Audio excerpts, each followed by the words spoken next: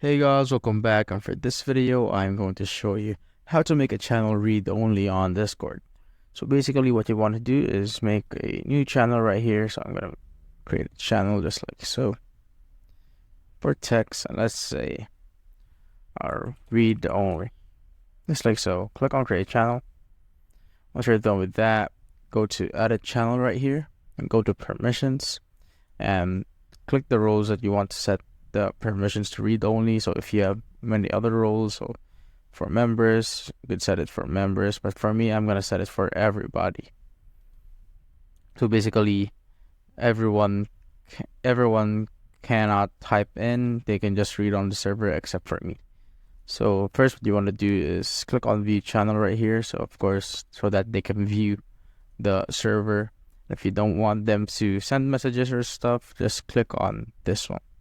So this is the allow members to send messages in this channel. So you just need to cancel that out so that they can't send any message.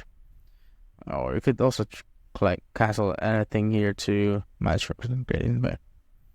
So just like so. But this is the most important one so that they cannot send messages and stuff. Something like that. Add reactions also. You could it's up to you if you also want to disable reactions. So let's just disable that, stuff like that there, and that.